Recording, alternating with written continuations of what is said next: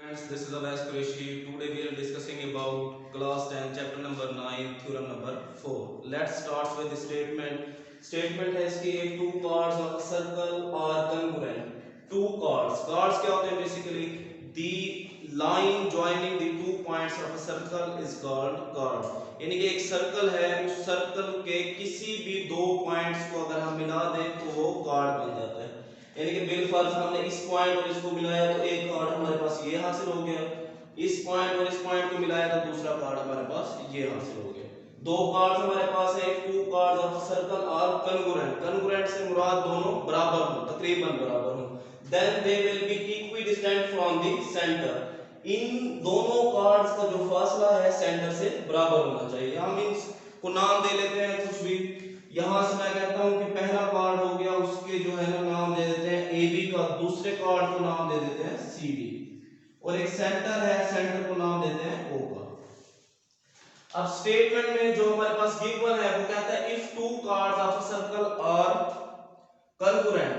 Congruent है यानी कि दो कार्ड्स, तो हम यहां से लेंगे क्योंकि हमने कार्ड्स को नाम दिया है ए बी का और सी डी का. तो अब यहां से हम क्या कहेंगे कि A B and CD are two chords, two equal chords कहेंगे, two equal chords of a circle with center at O. यानी कि AB और CD ये जो दो chords हैं और एक सर्कल है, सर्कल का सेंटर जो है वो O है. ये तो हमने लिख लिया. अच्छा, अब इसमें क्या है, two cards of circle are congruent. वो कन्ग्रुएंट है यानी कि उनका फासला, इन दोनों कार्ड्स का फासला सेंटर से बराबर है. अब सेंटर से यहां तक का जो फासला है, हम एक लाइन ड्रा कर लेते हैं इसके ऊपर परपेंडिकुलर. तो हम क्या कह देते हैं कि भाई ये जो है कोई पॉइंट हो गया H, और यहां से एक लाइन ड्रा करते हैं दूसरे कार्ड के ऊपर और इसको हम नाम दे देते हैं K का. तो यानी कि दो पॉइंट्स हमारे पास है, एक ए बी का जो है मिड पॉइंट आ गया H और दूसरा सी डी का मिड पॉइंट आ गया K. दो पॉइंट्स ले लिए, यानी कि यहां से लेकर यहां तक फासला और यहां से लेकर यहां तक फासला जो है वो कहता है कि बराबर है. ये हमें प्रूव कर देते हैं, तो हम इसको प्रूव करेंगे बेटा. तो अब क्या कहता है, A B and C D are two cards of a circle with centre at O. अब इस डायग्राम से हमें नजर आ रहा है कि ये जो OH है ये परपेंडिकुलर है on AB and similarly OK is perpendicular on CD. तो इसको लिख लेते हैं such that OH perpendicular on AB and OK perpendicular on CD. ये दो जो है हमने ये चीजें लिख ली हैं. अब OH perpendicular on AB and OK perpendicular on CD. ये था हमारा गिवन. गिवन के बाद अब देखते हैं प्रूफ को. प्रूफ में क्या कहता है वो, दे will be equidistant from the centre. They will be equidistant from the centre यानी कि इन दोनों कार्ड्स का सेंटर से जो फासला है वो बराबर है. अब सेंटर से यहां से लेकर यहां तक फासला OH है और सिमिलरली दूसरे कार्ड के साथ सेंटर का जो फासला है वो OK है. तो हम यहां पर प्रूफ में लिखेंगे भाई measurement OH is equal to measurement OK. ये हमारा प्रूफ हो गया. प्रूफ के बाद आते हैं कंस्ट्रक्शन की तरफ. कंस्ट्रक्शन में क्या है कि हम इस सेंटर को ज्वाइन कराएंगे विद A एंड C. यानी कि हम इस सेंटर को ज्वाइन करते हैं A के साथ और इसी सेंटर O को ज्वाइन कर देते हैं C के साथ. यानी कि इस तरह ज्वाइन कराने के बाद हमारे पास दो डायग्राम्स बन गए, दो ट्रायंगल्स बन गए. एक ट्रायंगल है OAH और दूसरी ट्रायंगल है OCK. तो यहां पे कंस्ट्रक्शन लिख लेते हैं. कंस्ट्रक्शन में जो है हमारे पास हम लिखे join O with A and C. यानी कि हमने क्या करना है, O को ज्वाइन कराना है विद A एंड C. इनको ज्वाइन करा दिया उसके बाद फिर तो हमारे पास क्या चीज है, so we have right triangles OAH and OCK. OAH और OCK जो है हमारे पास दो ट्रायंगल जो है वो हासिल हो गई है. अब बढ़ते हैं हम अपने प्रूफ की जाने। प्रूफ में देखते हैं कि देखिए प्रूफ के हमेशा दो हिस्से होते हैं, एक है स्टेटमेंट और दूसरे है जी रीजन। हम स्टेटमेंट्स लिखेंगे और स्टेटमेंट्स के रीजन भी लिखेंगे ताकि आपको क्लियरली समझ आ जाए।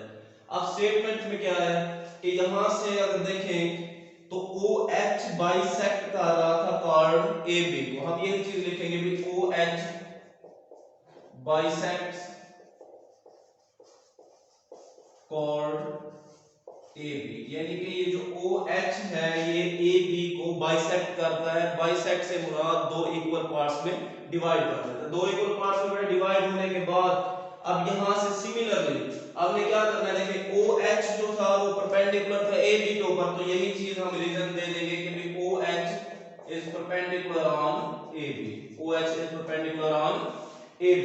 तो यहां पे क्या है, जब OH बाइसेक्ट कर रहा है AB को, यानी कि ये OH AB को बाइसेक्ट करता है तो AB दो हिस्सों में तकसीम हो गया, एक हिस्सा AH बना, दूसरा हिस्सा BH बना। यानी कि ये जो AH बन गया है हमारे पास, AH बेसिकली क्या है, हाफ है किसका, AB का, यानी कि टोटल जो लेंथ थी उसका हाफ क्या बन गया, AB बन गया। Similarly OK bisects chord CD, यानी कि ये जो OK है ये बाइसेक्ट कर रहा है CD को, यानी कि CD को दो हिस्सों में तकसीम कर रहा है। अब यहाँ पे डायग्राम पे गौर करें तो OK is perpendicular on CD, तो यहाँ पर लिख देंगे कि OK is perpendicular on CD, CK is half है इसका भाई CD का, यानी कि ये जो CD था इसका हाफ क्या था, CK है, तो CK is equal to 1/2 CD, हम इसको इक्वेशन नंबर 2 कह देंगे। और यहाँ पे जो है अब नेक्स्ट अब हम बात करेंगे, देखिए दोनों कार्ड्स को हमने डिस्कस किया कि AH जो था वो हाफ है किसका, AB का, और CK जो है हाफ है CD का। लेकिन हम पहले एक बात करके आए हैं गिवन में कि AB जो है वो तो बराबर है किसके, CD के, यानी कि दोनों जो कार्ड्स हैं, ये वाला कार्ड और ये वाला कार्ड, दोनों कार्ड क्या है, बराबर, ये हमने पहले ही डिस्कस कर चुके हैं। अगर दोनों कार्ड्स इक्वल हैं तो उनके जो हाफ होंगे तो वो भी इक्वल होंगे। AB का हाफ जो है AH है और CD का हाफ क्या है, CK, तो हम क्या लिखेंगे भाई, AH also equal to CK, भाई AH जो है वो हाफ है किसके भाई, CK के, हम इसको इक्वेशन नंबर 3 कह देंगे और इसको इक्वेशन नंबर 4। तो यहां से ये प्रूव्ड हो गया भाई किसके जरिए, by equation 1, equation 2 and equation 3. Now in right angles triangles OAH correspondence है OCK के। गिवन क्या है यहाँ पर भी, गिवन में था कि OH परपेंडिकुलर है on AB and OK perpendicular on CD। OH perpendicular था AB के ऊपर और OK परपेंडिकुलर था CD के ऊपर, ये चीज हमारे पास है। तो इन दोनों ट्रायंगल्स में जो है हम इसको पहले डिस्कस करेंगे हाइपोटेन्यूज को। इसका हाइपोटेन्यूज OA है, इसका हाइपोटेन्यूज OC है। यहां पर लिखेंगे हाइपोटेन्यूज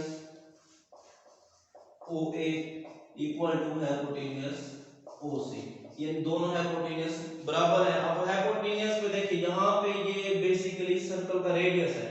रेडियस क्या होता है, सेंटर से लेकर दायरे के किसी भी पॉइंट का जो फासला होता है वो, यहां से हम कहेंगे कि ये दोनों क्या है भाई, radii of same circle, radii of same circle, एक ही सर्कल के जो है रेडाक्स हो गए। उसके बाद आगे का दोनों का एल्टीट्यूड, इसका एल्टीट्यूड क्या है भाई AH और इसका एल्टीट्यूड क्या है दूसरे का CK, इसका एल्टीट्यूड AH है, दूसरे का एल्टीट्यूड CK है। अब दोनों के एल्टीट्यूड जो है वो बराबर हो गए।